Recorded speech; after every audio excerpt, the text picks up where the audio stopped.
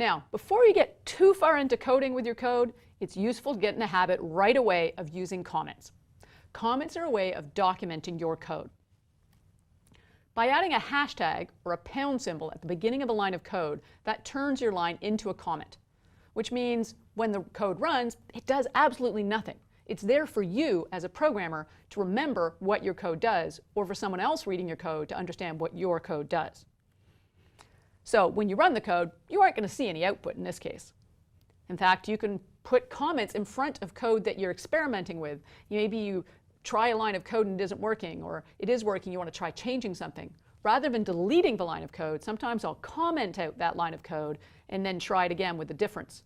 So that way I don't lose the old code, I just comment it out in case I need it back. So very useful. So any line of code that has that pound or hashtag symbol in front of it is not going to execute. A really good habit to get into is if you're calling a function or a method, and we're going to cover functions and methods later on in the course. But if you're calling one, add a comment before you call it to remind yourself, what does this function do? Why am I calling it here?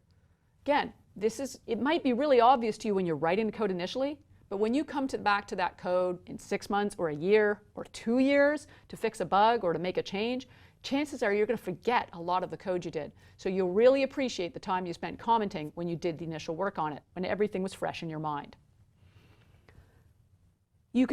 Sometimes you'll have to do some sort of quirky things to make things work. Maybe you're always using single quotes around all your strings, and then suddenly you have one print statement with double quotes. Why did you do that? Well, maybe I should add a little note. If you're printing a string like, "It's a small world after all," there's a single quote inside that string. So I would have to use double quotes to enclose the string.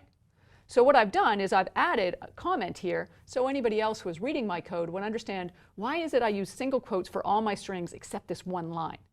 So those are the sorts of things, when you do something out of the ordinary or make a function call, add comments so others can understand your code. It's also really useful when you are debugging your code as well. If you've got a long program and something's blowing up, but you can't figure out which line of code isn't working, there have absolutely been times where what I did was I basically commented out, so turned a whole bunch of lines of code into comments, and then sort of would see if the first 5 lines of code in my program worked. The first 5 lines worked, okay, let's uncomment the next 5 lines. Did that work? Okay, still no error message. Uncomment the next 5 lines, and so on until I see the error message. And that can help me narrow down where in the code my error is coming from. So get in the habit right away of using comments in your code, both for documenting what you've done and for debugging.